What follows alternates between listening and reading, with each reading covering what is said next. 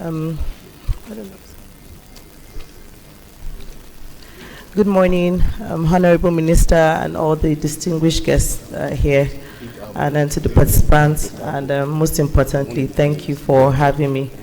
My assignment today is to talk about the role of journalism in promoting patriotism and national identity in Nigeria.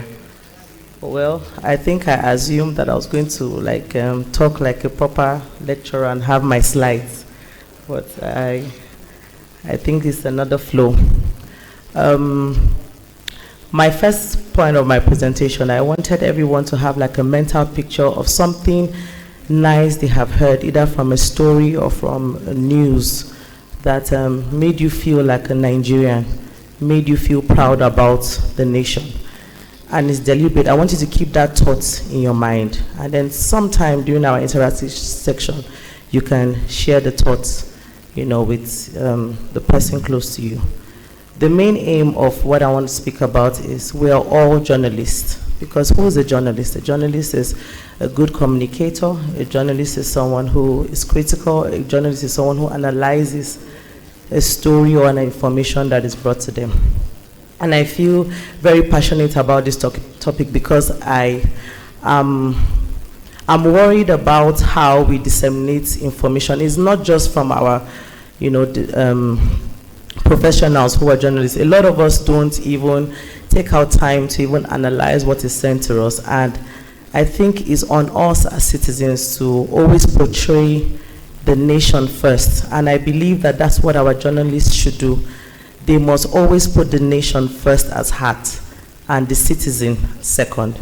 So whatever news it is that you're trying to, analyze, you must first be objective, unbiased, de-ethnicized.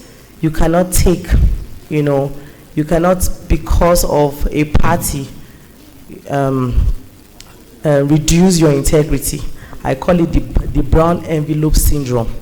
Because you want to please a particular person. I feel and I believe that journalists must, in everything they do, show a high level of patriotism for their nation.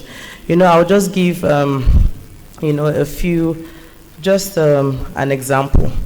I have a lot of examples, but let me just share this one. During the NSAS, it was a good time. It was something that happened in the nation, and then we had one voice.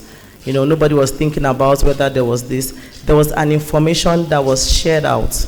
Yes, the media helped to also propagate it, and they brought out a goal. The goal is, a set of persons, the young persons are saying they are having issues with an institution. And yes, it was good, but the end result, did it achieve the objective of whatever it is that wanted to be done? And I believe that that is what our journalists must do, must always maintain the narrative, maintain the objective of that truth that you want to share. You must take it to the end. You must ensure that those things that form your information is what you're selling to the end. And there are a few points I also jotted down. The role of journalism promoting, but I said you must be an objective reporter in your information to the public. And the journalists, you're the first call of how you sell the nation. I realized that we have this jackpot syndrome, and sometimes when you ask people why you travel, they say, the nation is not good, Nigeria is having issues. Nigeria is having issues. Why is Nigeria having issues? Why would you just take a narrative and believe it? Have you even sat back to even understand? And I realize that our media likes to portray the negativity above the good. And that's why I said, think of something good you've heard that shows that you are proud of being a Nigerian. If peradventure all of us become channels of spreading good news, we'll find out that it starts with you, it goes to another person. Not that when someone shares news with you, you tilt it. I said it's black. You now say it's navy blue. Then it moves to red. No. Charity starts at home. And all of us here are representative of our nation. And we must continually ensure that whatever it is what we even read, let's take our time. Maybe because I'm an academia, I will take our time to always read. I will not just forward something I just see. I think we should also pay attention to that and ensure that we are also good carriers of disseminating truthful information. Thank you. Thank you very much. Thank you very much, Doctor. I want to call on Barrister Osadolo at this time to also share his thoughts with us. All right. Thank you very much, Master of Ceremonies, and also the convener of this workshop. The more I've looked at Prince John Mayaki this morning, the more I'm reminded of a saying in our place, which is Edo State. Namely, I will say it in Edo language and then attempt a translation.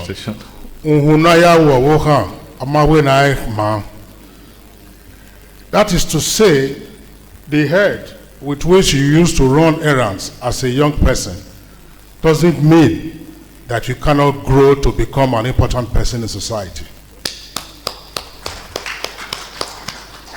John Mayaki was one of the serious-minded reporters in Edo State when I was Commissioner for Information. At the time, he was reporting for the Nation newspaper.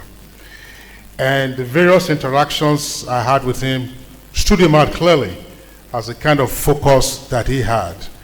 And of course, after our tenure, he also had the benefit of serving a subsequent administration in the state. So I congratulate you on what you have put together and the ideas that you are seeking to articulate from a workshop of this nature.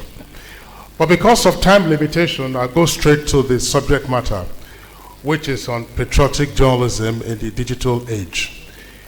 And the first is to acknowledge that indeed patriotism and journalism can be in tension. In other words, they can be contradictory of each other. But why patriotism in the first instance? The foundation for patriotism is gregariousness, namely our instincts as human beings, or in the animal kingdom, the fact that we love to belong to groups. And when you have a group, the instinct of loyalty also kicks in. And when you have loyalty, you also ensure that the group to which you belong continues to survive and to thrive. But in doing this, there are two distinctions to also bear in mind. One, patriotism isn't the same as nationalism. A number of scholars have pointed out that nationalism tends more towards power grab, the acquisition of power, which is why you will find media references to separatists and dictators as nationalists. But patriotism ensures that the group to which you belong, a group, of course, which will then make up a nation or groups of nations, continue to survive and to thrive and to improve on the basis of the ideals upon which the group or the country has been founded. The two things, again, blind patriotism and constructive patriotism. Blind patriotism admits of no criticism of the group or of the country. Constructive patriotism recognizes that there are issues with the group, and those issues have to be brought up to ensure that they are resolved, again, for the group to thrive and to survive in the comity of nations. Our Constitution recognizes that patriotism is one of the fundamental objectives and directive principles of state policy. So you take a look at it in Chapter 2, and you will find that one of the national ethics to be pursued is patriotism. But how do you expect the media to also be patriotic when the same Constitution also mandates the media to hold the government of the day accountable? In doing this, the media can, of course, only be constructive rather than pursuing the line or adopting the attitude of blind patriotism. But it's also recognized worldwide as a media practice that the habits that we take into the field of practice, namely one of neutrality, and I'm tempted to say objectivity, but we call it subjective objectivity in pushing out your stories, that this neutrality and objectivity can be impacted in some very well-known circumstances. When a country is at war, for instance, a country is undergoing severe crisis or is in conflict, or has witnessed terrible tragedy. Journalists on those occasions or in those circumstances end up, as it were, being called upon to become patriots, to enable the group to which they belong, in this case, the country, to overcome that crisis, that conflict, and then to triumph in the war that it is waging. In recent years, we have seen what the country has been going through, particularly in the Northeast, and these days, of course, in the Northwest. We have also seen what happened in the Niger Delta region and also currently in the Southeast. What does patriotic journalism entail? It means a sublimation of those very well-known attributes of neutrality and objectivity. It doesn't mean the creation of fiction.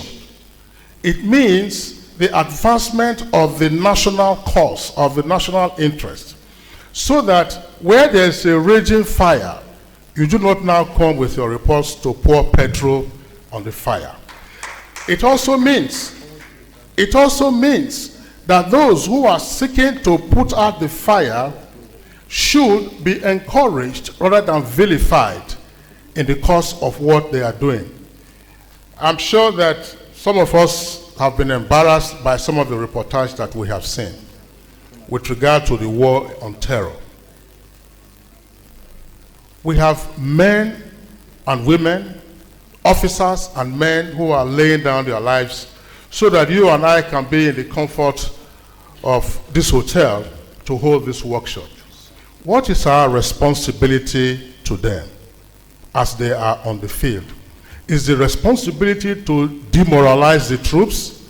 Is the responsibility to publish and then, of course, be damned in terms of their strategies, in terms of their combat readiness, in terms of their approaches to dealing with the enemy? There was a publication some years ago that dealt with operational issues, and I'm sure we're all embarrassed by that, to say, look, you don't reveal operational details before those operations indeed do take place. So those are the circumstances under which you can kick in the issue of being a patriot and at the same time being a journalist, and therefore patriotic journalism. But we have to be careful. There are limitations. One, and this is particularly for a society that has very well recognized fault lines: ethnicity and religion. You can be an ethnic patriot. You can also be a religious patriot. But in a society like ours, is that a kind of toga you should put on as a journalist? If that is likely to inflame passions, because these are highly incendiary issues, religion and ethnicity, the advice, of course, is to avoid it. Another point to also bring out, and this is a very salient one, and incidentally, the first speaker touched on this briefly. In recent decades, unfortunately, Nigerians have been led to believe the worst about themselves and about their country. We tend to assume that this is the worst place on earth. Regrettably, both the traditional media and the new media are contributory to this attitude of our believing the very worst about ourselves. The kind of stories that we put out, negative stories. Watch out. When one fringe international organization issues a report about the world, what you will find that we are struggling to publish is what is contained in that report, indicating how low we are now ranking in the Committee of Nations. At all material times. That is always the case.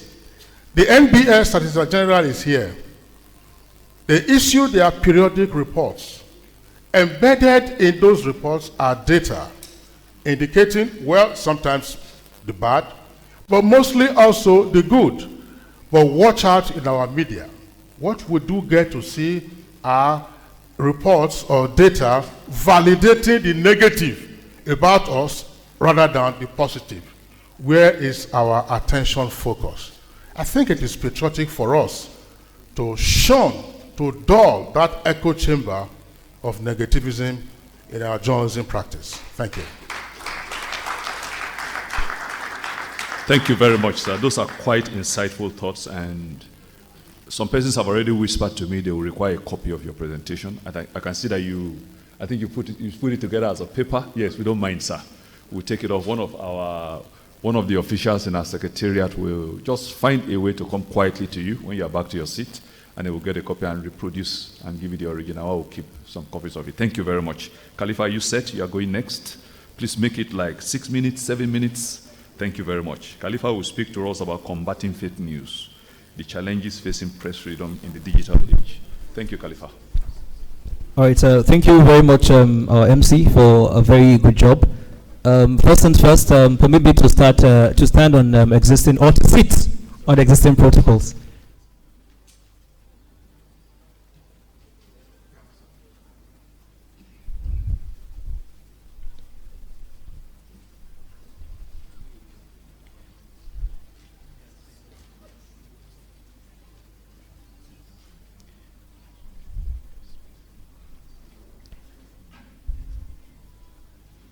All right, so permit me to sit on already established protocols. First and first, I would like to say a very big thank you to the organizers of this very beautiful event.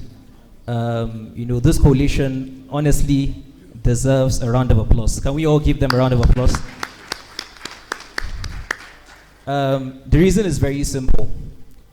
Most of us that are critical stakeholders, especially in the just concluded elections, whether you were on the field, whether you were at the situation rooms, will believe me that this election witnessed a lot of fake news.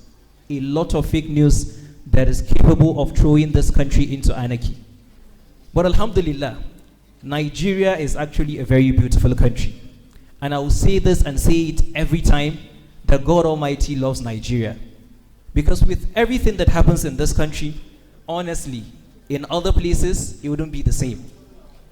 So it is commendable that we're having this discussion at this very point. It's very, very important.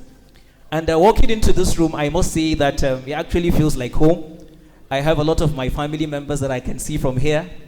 A lot of progressives in the room, especially from the Abbott Media Center. So it feels like home. My job, even though I was given 6 minutes, is actually very easy. And just like our sister who spoke before me, I actually came with some slides. But then, of course, time will not permit. I guess I'm going to share the slides when I'm done.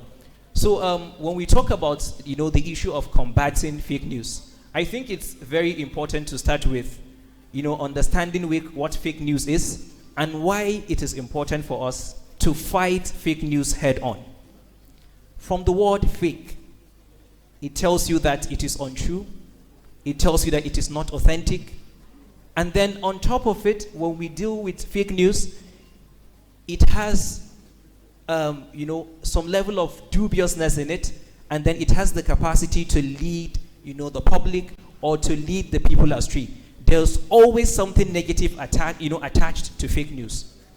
In fact, I was listening to one of the scholars. He was saying that he doesn't even want it to be called fake news, because as far as he's concerned, when we talk about news, we are talking about facts as they happen. So it should not even be termed as news. But of course, there are certain terminologies that we use for proper understanding. So for the purpose of today's workshop, we are going to still go ahead with fake news. So we understand that it is unauthentic. We understand that it is a malicious publication. And we understand that it has a lot of implications. During the election, I belonged to one part. I supported a different political party. And I had friends who supported a different political party. I remember there was a publication that was made, a fake news that was passed. It was all over Twitter. And it was purported to be from the United Nations. Or I think it was from European Union. And then there was a disclaimer later that came out to say that it was fake news. I checked my WhatsApp status, and then I saw one of my friends who shared it. And then in order to reply, I just sent the disclaimer that was made by the European Union saying that it is fake news. She said it doesn't matter whether it is fake or not. whatever it is that was there represents their feelings as Nigerians.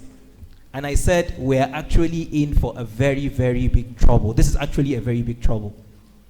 When we become too emotional about things like this, then of course we have a lot of problems. Let's look at the negative effect of fake news. Number one, and very recently we saw what happened on different pages of social media. We saw that there was some level of electoral violence that took place in some parts of the country. And the reason was simple. People get up at the comfort of their rooms and decide to cook. By the way, congratulations to Hilda, because I'm talking about cooking. A round of applause to her. She's actually making history, and it's really commendable, that Nigerians from different parts, rooting for Hilda.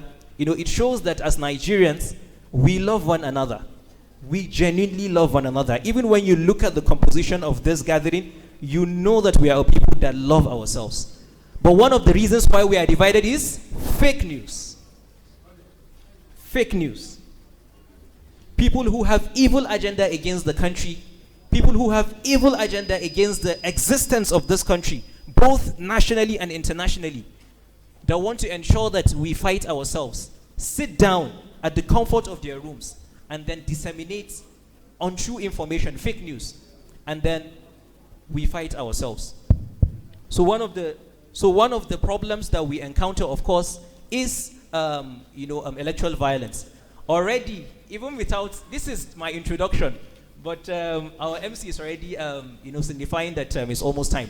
But then very quickly, because of course, as from my own background as a lawyer, I think it's very, very important. If we are going to combat fake news, then we need regulations. And I think one of the major problems we've always had, when we talk about press freedom and we talk about fake news, is because the Constitution of the Federal Republic of Nigeria, which is our ground norm, has unequivocally made a provision in Chapter 4. We all have freedom of expression.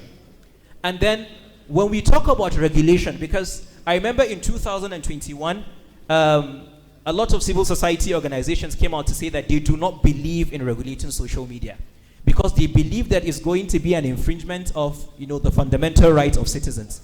However, even when we look at the provision of Section 45, it makes it very clear that the provision, because it's clear, it's right law that your own fundamental right stops where the right of another person begins. So it is not limitless. Just because you have the freedom of expression does not in any way mean that you're going to disseminate information that is untrue. It does not mean that you're going to disseminate information that threatens national security. And it's very, very important that we have such regulations. Another way that we can combat fake news is proper education. There are certain news that I see, even with everything that is happening about the ongoing case in court. People see a lot of things that lawyers are going to come from heaven, are going to do this. It's a lot of fake news. But of course, most of our people are not educated. I even saw a lot of news that INEC has done this, has done that in court. So a lot of people are uneducated. A lot of people do not really understand these things. So it's very, very important that people are properly educated, and also conventions are also very important. All nations should sign a pact, that restricts citizens from sitting at the comfort of their bedrooms and then posting whatever it is that they like. And then finally, due to time, of course, this is not up to 1/3 of what I came prepared to say, but nevertheless, I would like to say this. Elections have come and are over. Every person, every party, every individual that is aggrieved knows the right thing to do, which is approaching the court as the last hope of the common man. There can only be a new Nigeria where there is Nigeria. If we don't have Nigeria, we can never have a new Nigeria. People that are bent on destabilizing the peace and unity of this country should know that Nigerians are wiser. We love ourselves. I am a Hausa man. I love the Igbo people. I love the Yoruba people. I love all ethnic groups in Nigeria. And we want Nigeria to move forward. So let us all come together. Let us fight fake news. It does not matter who is posting that news. If it is fake, it is fake. God bless the Federal Republic of Nigeria. Thank you very much, Khalifa Mohammed Binu Yaya. Thank you very much. Please, we'll still have access to your presentation. We'll get it at the Secretariat and put it together and make it part of our entire report. Thank you very much for that. I think our last speaker is our last presenter, Ade, I have his name, yes, Ademuyiwa Adebola, the DG of the ABAT Media Center. Please make it about 6 minutes or thereabout, after which we will open the floor for some interactions based on the beautiful and insightful things that we have heard from the high table this morning. Thank you very much, Ademuyiwa. Good morning, everybody. I'd like to, just like my brother, Khalifa, sit on the existing protocol and also appreciate the presence of my mentor, my elder brother, and a boss, Dada Olusegun, for being here today. Some of us are here as young progressives speaking to this kind of audience, speaking to honorable ministers because of your able leadership, both as a comrade, a progressive, and also a boss in the media sphere. Thank you so much for the opportunity always. I'm going to speak into the topic, ethics without editor, responsible usage of social media. I'm going to try as much as possible to use some real life stories that has happened to my friends and people around me to explain how responsible we could be or we should be using social media. First of all, I would like to tell you, why not pause before you post and share? So a friend of someone I know posted something on Twitter some years back, and it happens to be the picture of his daughter. And the upper part of the daughter's picture was exposing some sensitive parts of her body. Immediately, a friend of his commented and said, "Bro, delete this thing. This particular place they show." And instead of deleting the picture, he ran straight to the guy's house and he punched him. And because of the fact that the internet never forgets, you must also be very careful of what you share on the internet. Because he wanted to justify the actions, he actually came online again to explain himself why he punched his friend. By doing that, he also explained that he was molested when he was young by a woman, whom of course is family or was family. So, speaking to digital footprint, Linda AKG and all of these gossip blogs, which of course they take pride in calling themselves journalists today, which I beg to disagree, they are not journalists. They took the thread, put it online, and we started begging them to bring it down. Why? Because it caused a lot of damage in the family. Because they felt like a family that they were supposed to iron issues out internally. Till today, those stories that we are not proud of sharing are online there. So you must know that internet never forgets. So before you share, before you post, pause, look at the implications and ask yourself, in 30 years' time, would I be proud of saying this thing? Thank you. Also, I also want you to look at it this way. Why not keep your private life private? Why not keep your private life private? For two reasons. You might actually be giving those people that they call themselves journalists today violence to post about. Because the social media today, and for those of us that are very active on Twitter, we agree with me that the social media, especially Twitter, thrives on violence, controversies, insults, clapbacks, trolls, and whatnot. So if you keep your private life private, you would not give them reasons to blog about you. And also, if you keep your private life private, you won't have to fight issues of depression. Because sometimes when we post stuff, people laugh at us, then you'll be like, so I'm the worst of mankind. Why did I share the story? So before you post, before you share, and this also goes to our parents. we need to know that some platforms are designed as end-to-end platforms. You cannot stop people from sharing, but you can stop yourself from being the purveyor of that fake news, especially WhatsApp. Our parents, our elder brothers, our uncles, they just forward as they receive them. So do not be that uncle in 10 years' time. Do not be that grandpa in 20 years' time that will just forward as they receive. I also want us to also look at social media usage this way. Don't ever say that you're an influencer. Don't look at yourself like an influencer. It's when you look at yourself like an influencer, you are on the streets and an accident happens, and the first thing you do is to take out your mobile phones and start recording. Just because you want to post it on social media and get a lot of retweets, likes, and comments. Don't look at yourself as an influencer. See yourself as a human being that has blood running through their veins. And of course, we do the right thing at the right time. Now, another thing we can do is to use the think model before posting on social media. And by the think model that some of us are familiar with, it means truth. If you say the truth, you can never go wrong, right? But a special case that I want to share with you is the case of a certain Chude on Twitter who shared something misinforming, misleading, and also fake. And right about now, is in soup for sharing fake news. So truth, think of it, is it the truth before I share it? And will it help? Will it help if I share this thing because I'm a professional in this field? Will it help people to gain more knowledge about this particular sector?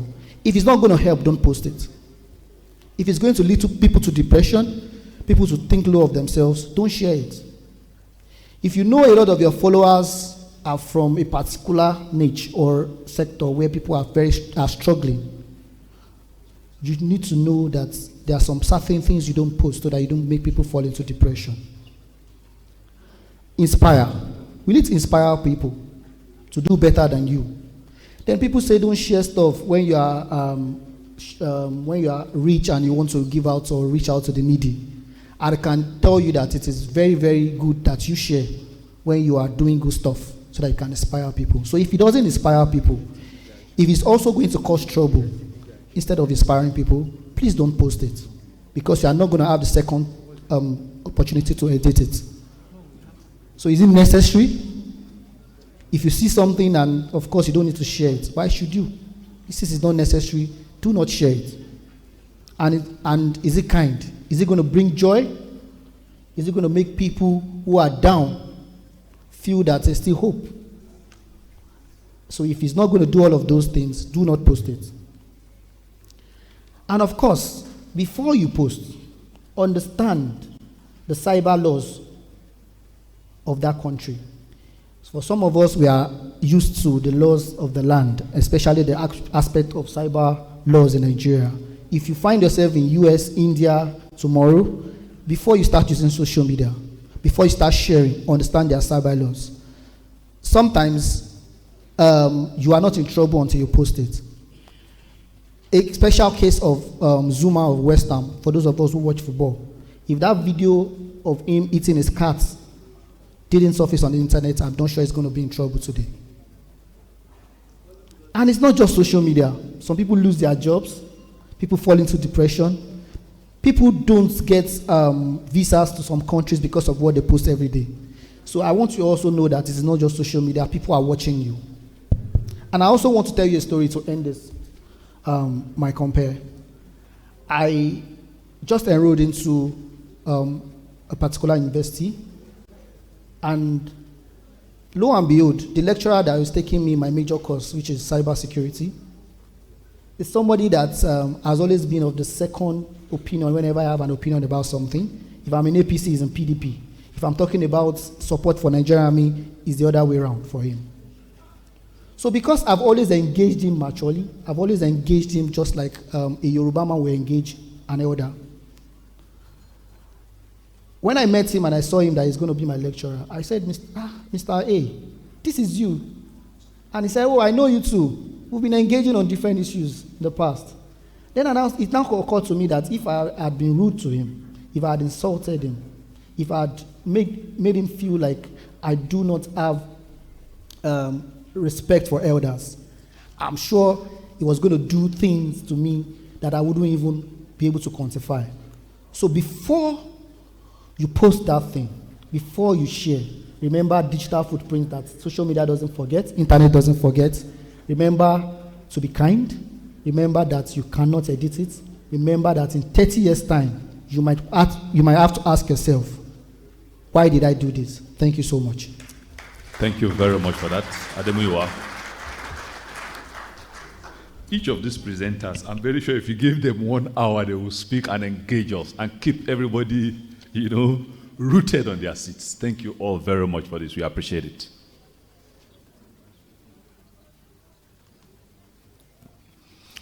I want to ask Andrew Abu, who's already on stage, is the one that is on this side of the stage, to just basically do a quick summary, just a few seconds, and then open up the stage for us to take some interactions. And the interactions, we would want to say maybe 2 or 3 max, just because of time, Thank you very much, Andrew. Good morning, everyone. So something happened, while I walked in, and I think it's one of the disadvantages of coming to an event late. I was told I was going to be on a panel, and I walked in.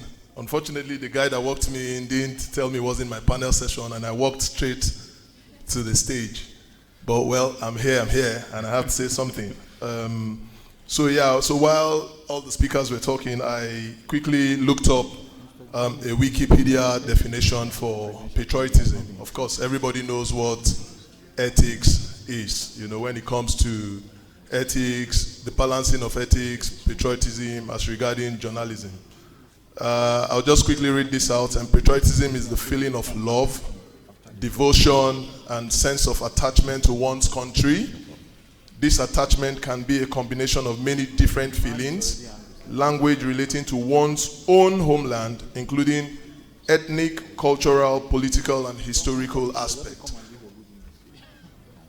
Now, from what everybody have said, the summary of everything is the fact that in all that we do as people in the society, you must observe ethics and you must also be patriotic. Over the years, we have lost a lot of grounds when it comes to patriotism in Nigeria. Unfortunately, almost everybody somewhat is a journalist in their own comfort zone with the introduction of social media.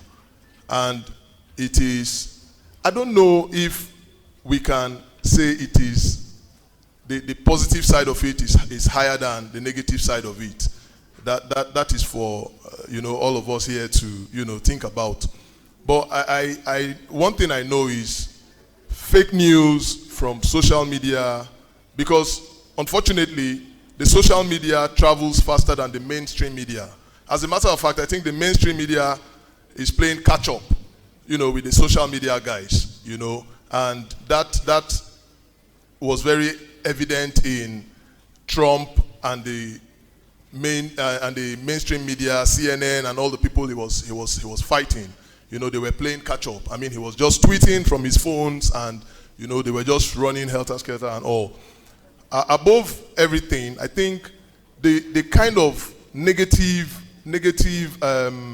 news about Nigeria is largely from us Nigerians, and I dare to say that a lot of times there are Nigerians that are out of this country.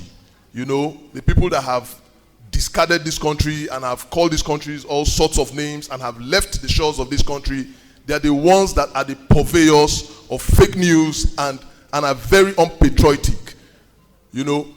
Now, the beauty of what is going to happen is we have an incoming government, and what we are going to take as a primary responsibility is to see how the incoming government is going to allow everybody have that sense of patriotism and have that ethics in doing everything that you do. And it has to reflect in your societal involvement in everything that you do. So Nigeria must come first, and we have to grow together, be one Nigeria, and take this nation to a greater height by posting all the positive things that this country has. And I'm happy that he mentioned, we just had one of our own broke a world record on cooking. It's something to talk about. I mean, it should be the trend. Let's dwell more on positive things about this country. This country is a great country, and we love and we're happy to be Nigerians. Thank you all. Thank you very much. Thank you very much, Andrew, for that short summary. I want to tweak the program a little bit. Let me quickly introduce. He walked in. I think he had sent somebody ahead, and then he walked in himself just a short while ago. The presidential candidate of the Social Democratic Party in the most recently conducted Nigerian General Elections 2023, Prince Adewale Adebayo. Please, could you be on your feet? Let's recognize you. Thank you very much. Thank you very much for coming. We're going to ask you to give us like a minute to come to the stage. I will indicate to you to also share your goodwill remarks with us.